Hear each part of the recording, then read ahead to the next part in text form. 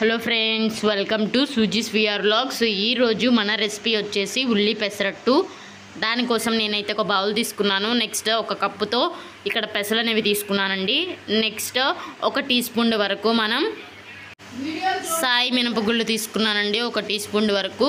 Next ఇంకొక స్పూన్తో నేను ఇక్కడ రైస్ తీసుకున్నాను, మనం బియ్యం అనేవి తీసుకున్నాను. సో ఇలా మనం పెసరట్టు కోసం ఇలా ఇవన్నీ వేసుకోవడం వల్ల మనకి పెసరట్టు అనేది చాలా క్రిస్పీగా వస్తుంది. ఫస్ట్ అయితే నీట్గా వాష్ చేసుకొని అవన్నీ మునిగేంత వరకు నేను వాటర్ అనేవి పోసుకొని నానబెట్టేసుకుంటున్నాను. చూసారు కదా, ఇలా మనం నానబెట్టేసుకోవాలి. మనం ఓవర్ నైట్ నానబెట్టేసుకుంటే మార్నింగ్ మనం పెసరట్టు వేసుకోవడానికి ఈజీగా ఉంటుంది. సో ఇక్కడైతే చూసారు కదా, నేను ఒక మిక్సీ జార్ తీసుకున్నాను. ఇందులోకి అల్లం పచ్చిమిర్చి కూడా వేసేసుకుంటున్నాను. పచ్చిమిర్చి చిన్న చిన్న ముక్కలుగా కట్ చేసుకుని, అల్లం కూడా చిన్న ముక్కలుగా కట్ చేసుకున్నాం. మనం నైట్ నానబెట్టింది చూసారు కదా ఎలా అయితే నానిపోయిందో. సో నీట్గా వాష్ చేసేసుకొని 2 times వరకు వాష్ చేసేసుకొని వీటిని కూడా మనం నీళ్లు వాడ్చుకొని మిక్సీ జార్లోకి వేసేసుకుందాం. సో మిక్సీ జార్లోకి వేసేసుకొని మనం మిక్సీ పట్టేసుకోవాలండి. మనకైతే బ్యాటర్ అనేది రెడీ అయిపోతుంది. సో బాగా మిక్సీ పట్టేసుకోవాలి, మెత్తగా మిక్సీ పట్టేసుకొని మనం ఒక బౌల్లోకి తీసేసుకోవాలి. సో వీడియో అయితే లాస్ట్ వరకు చూడండి అండ్ లైక్ చేయండి, సబ్స్క్రైబ్ చేసుకోండి సూజీస్ విఆర్ వ్లాగ్స్కి. ఇక్కడైతే మనకి మిక్సీ వేసుకున్నది బాగా మెత్తగా నలిగిపోయింది. దీన్ని అయితే ఇంకొక బౌల్లోకి తీసేసుకుంటున్నాను. సేమ్ అలాగే ఇంకా రిమైనింగ్ ఏదైతే మనం నానబెట్టింది ఉందో అది కూడా మనం మిక్సీ జార్లో వేసేసుకొని మొత్తం అలా మెత్తగా మిక్సీ పట్టేసుకోవాలి. మొత్తం అలా మెత్తగా మిక్సీ పట్టేసుకొని ఇదంతా బౌల్లోకి తీసేసుకుందాం. నెక్స్ట్ ఇందులోకి మనం 1/2 టీ స్పూన్ వరకు పసుపు అనేది యాడ్ చేసేసుకుందాం. నెక్స్ట్ ఇందులోకి సాల్ట్ అనేది యాడ్ చేయాలండి. దానికి ఎంతైతే పిండి ఉందో దానికి సరిపడా సాల్ట్ అనేది యాడ్ చేసేసుకొని ఇలా మొత్తం నీట్గా కలిసేలాగా తిప్పేసుకోవాలి. సో ఇలా నీట్గా కలుపుకుంటే మనకి అన్నీ మొత్తం కలుస్తాయి. సో అయితే మనకి ఈ బ్యాటర్ అనేది రెడీ అయిపోయింది. దీన్ని కొంచెం సేపు పక్కన పెట్టేసుకుందాం. ఈ ఉల్లి పెసరట్లోకి మనం చట్నీ కోసం అల్లం చట్నీ అయితే మనం రెడీ చేసేసుకుందాం.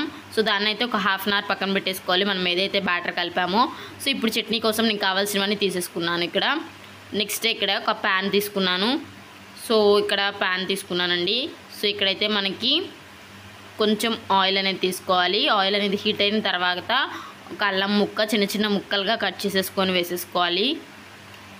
ఇందులోకి 4 ఎండుమిర్చి రెబ్బలు వీటిని కూడా వేసుకొని బాగా ఫ్రై చేసేసుకోవాలి. తిప్పేసుకుంటా మనకి కొంచెం కలర్ చేంజ్ వచ్చేంత వరకు ఫ్రై చేసేసుకుంటే సరిపోతుందండి ఆయిల్లో. చూసారు కదా. సో నెక్స్ట్ ఇందులోకి నేను ఒక స్పూన్ వరకు వేపిన శనగపప్పును వేసుకున్నాను. నెక్స్ట్ ఇందులోకి ఒక స్పూన్ వరకు సాయి మినపగుళ్ళు కూడా వేసుకుంటున్నానండి.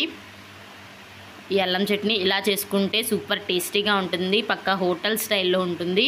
నెక్స్ట్ ఇందులోకి ఒక గుప్పుడు ధనియాలు కూడా యాడ్ చేసేసుకున్నాను. సో వీటిని కూడా ఇప్పుడు మనం ఆయిల్లో బాగా ఫ్రై చేసుకోవాలండి. కొంచెం కలర్ చేంజ్, ఆ పచ్చివాసన అంతా పోయేంత వరకు మంచిగా ఫ్రై చేసేసుకోవాలి. చూసారు కదా. సో కొంచెం కూడా కలర్ అనేది చేంజ్ అయిపోతుంది. సో ఇలా అయితే సరిపోతుంది. నెక్స్ట్ ఇందులోకి నేను కొంచెం కరివేపాకు కూడా యాడ్ చేసేసుకుంటున్నాను. ఒక ఉల్లిపాయ చిన్న చిన్న ముక్కలుగా కట్ చేసుకొని అది కూడా వేసేసుకోవాలి ఇందులో. దీన్ని కూడా మనం బాగా ఫ్రై చేసేసుకోవాలి. నెక్స్ట్ ఒక టమాటా కూడా తీసుకున్నానండి. ఇక్కడ 4 వెల్లుల్లి రెబ్బలు, కొంచెం చింతపండు అయితే సరిపోతుంది. సో వీటిని కూడా ఇప్పుడు మనం బాగా ఫ్రై చేసేసుకున్నాను.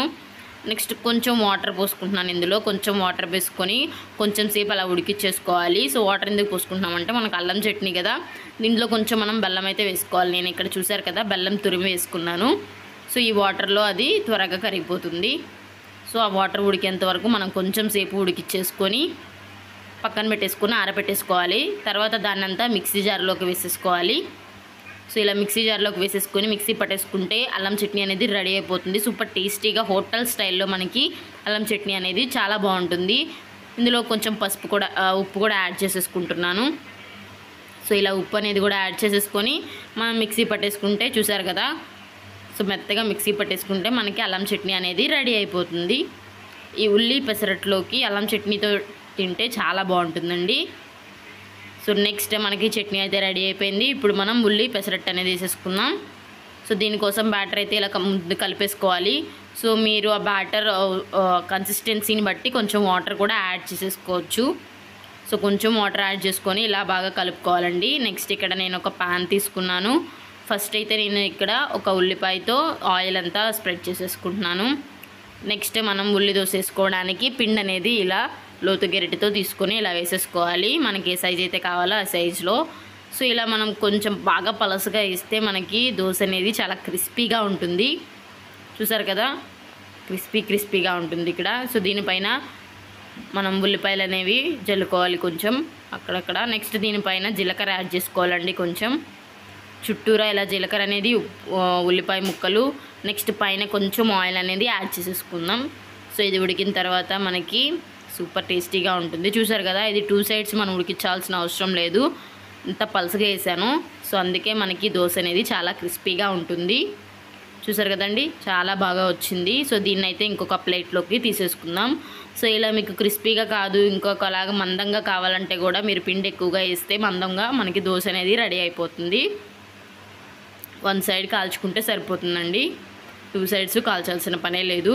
సో చూసారు కదా, ఇది ఉల్లి పెసరట్టు సూపర్ టేస్టీగా ఉంటుంది, చాలా బాగుంటుంది, మీరు ట్రై చేయండి.